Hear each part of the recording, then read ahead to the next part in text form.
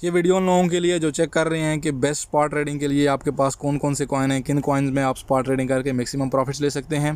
तो वीडियो को लास्ट तक देखिएगा। आई होप कि वीडियो देखने के बाद आपको ये वाले जो क्वेश्चंस है सारे के सारे उनके आंसर्स हो जाएंगे और आप अच्छी डिसीजंस बना पाओगे। तो जब भी हम लोग चेक कर रहे होते हैं कि कौन से ऐसे कॉइन्स हैं कि जो हम डेली ट्रेडिंग के लिए या स्पॉट ट्रेडिंग के लिए हम उनको यूज़ कर सकते हैं, यूटिलाइज़ कर सकते हैं। तो ऑफकोर्स स्पॉट ट्रेडिंग हो चाहे फ्यूचर ट्रेडिंग हो, ट्रेडिंग्स की टाइप्स रहती हैं। सबसे पहले आपको ये जानना होगा या अपने आप को ये पूछना होगा कि आप किस टाइप की ट्रेडिंग कर रहे हैं। आप जो है वो स्कैल्पिंग कर रहे हैं। स्कैल्पिंग मतलब कि आप within 15 minutes 30 minutes 1 hour आप अपने ट्रेड्स ओपन एंड क्लोज कर रहे हैं, या उसके बाद आप इंट्राडे कर रहे हैं कि आपने पूरे दिन के अंदर अंदर एक ट्रेड लेना है या मैक्सिमम लेट्स से कि 2 ट्रेड्स लेने हैं, या उसके बाद फिर आप इस तरह कर रहे हैं कि कोई भी कॉइन आप बाई करते हैं, बाई करने के बाद उसको टाइम देते हैं, एक टारगेट प्राइस सेट करते हैं और फिर 2 दिन में 4 दिन में चाहे 1 हफ्ता लग जाए उसको, जिसको बोलते हैं ना होल्ड पोजीशन ट्रेडिंग वाली। तो इस तरह की आप ट्रेडिंग कर रहे हो कि आप उसको कुछ टाइम देने के बाद जब आपका टारगेट हिट हुआ उस टाइम में आप उसको सेल कर दिए। सेल करने के बाद ऑफकोर्स आपने दोबारा वेट किया। एक बात हमेशा याद रखें, ट्रेडिंग का ये मतलब कभी भी नहीं होता है कि आपकी हमेशा जो पोजीशंस हैं वो ओपन रहें, आप हमेशा से ट्रेडिंग कर रहे हो। 24/7 ट्रेडिंग का कभी भी मतलब नहीं है। यही रीज़न है कि न्यू बीज जो हैं हमेशा ट्रेडिंग में लॉस कर जाते हैं, क्योंकि वो लोग एक ट्रेड में प्रॉफिट किया $10, क्लोज करने के बाद इमीडिएटली उन लोगों ने क्या किया, दूसरा कॉइन चूज़ करके या वही कॉइन में दूसरी अगेंस्ट पोजीशन ले ली या बाय एंड सेल कर दिया, चाहे वो फ्यूचर में है चाहे वो स्पॉट में है। इस तरह नहीं करना चाहिए। प्लीज़ आप अपने आप को पहले समझाएं, अपने आप को पहले बताएं कि आप किस टाइप की ट्रेडिंग कर रहे हैं। अगर बाई एंड होल्ड पोजीशन वाली ट्रेडिंग कर रहे हैं तो अगर ये 3 and 7 पर फॉर एग्जांपल किसी ने बाई किया, अभी उसका टारगेट रहेगा कि 330 या 340। जब ये टारगेट हिट करता है या टारगेट हिट करने से पहले भी इवन $320 पर भी आपको इस तरह के ट्रेंड्स मिलते हैं कि जो आपको इशारा कर रहे होते हैं कि प्राइस वहाँ वापस जा सकती है, तो आप इसको सेल करेंगे। सेल करने के बाद आप वेट करेंगे, चाहे 3 दिन है चाहे 1 हफ्ता है। वेट करने के बाद आपको दोबारा जब ये लोअर प्राइस में मिलेगा तो आप इसको बाई करेंगे, उसके बाद फिर सेल करेंगे इसको। या फिर ऐसा भी हो सकता है कि आप डेली बेस में ट्रेडिंग कर रहे हैं। अब ये आपकी बिल्कुल छोटी सी ट्रेडिंग है, कैंडल है आज की, लेकिन मैं इसको करता हूँ, ओपन करता हूँ कि कोई बंदा ये वाली जो सपोर्ट एंड रेजिस्टेंस है ना, इसको यूटिलाइज़ करके वो लोग ट्रेडिंग कर रहा है, जो कि बेसिकली ऑफ कोर्स ये सिर्फ इंट्राडे ट्रेडिंग या जिसको स्कैल्पिंग बोलते हैं उसी के लिए काम आएगी। तो इस तरह की ट्रेडिंग कर रहे हो तो आपको पहले ये कंसेप्ट अपने आप को क्लियर करना होगा। ये क्लियर करने के बाद 2 3 4 बातें हैं। बहुत से लोग चेक कर रहे होते हैं, कुछ बंदे चेक कर रहे होते हैं कि हम लोग 24 आवर वॉल्यूम चेक करेंगे। जो टॉप कॉइन जा रहे हैं, टॉप 5 या टॉप 10 कॉइन जा रहे हैं 24 आवर वॉल्यूम के हिसाब से, हम लोग वो चूज़ करेंगे। इसकी रीज़न क्या होती है कि एक तरह से सेफ्टी होती है कि ज़्यादा से ज़्यादा इनमें पैसा ऑलरेडी है, इसकी ज़्यादा से ज़्यादा लिक्विडिटी है इनके कॉइन में।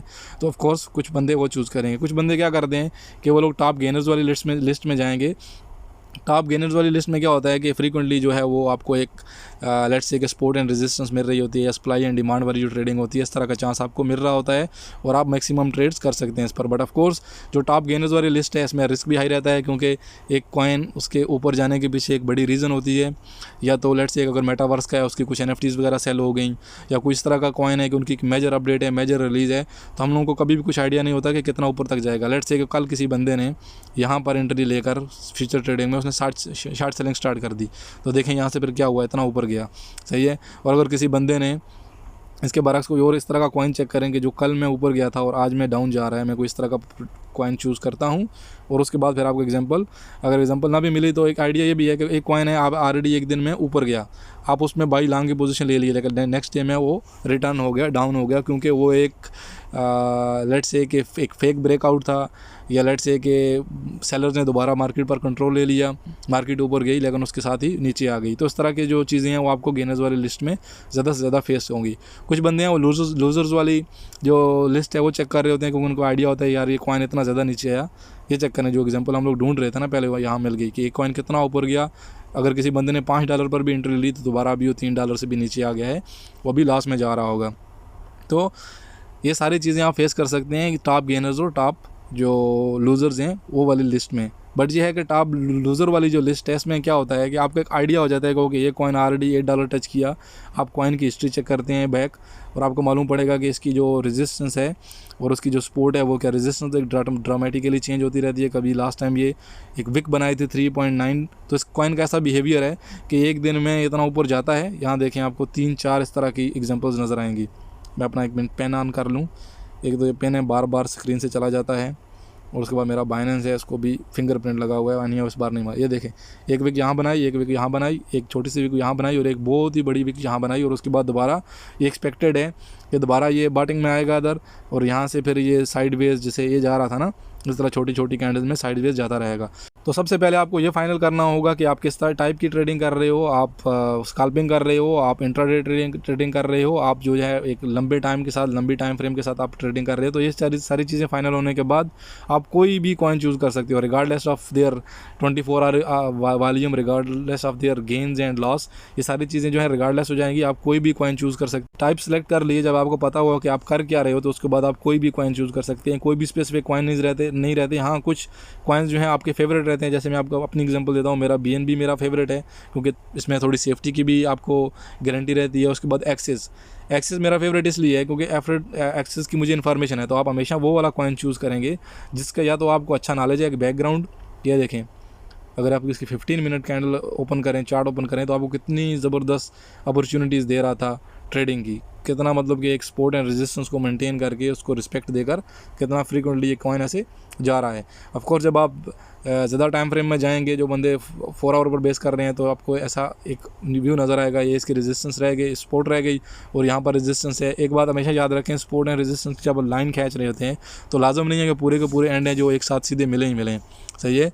और इसमें आप चैनल भी क्रिएट कर सकते हैं।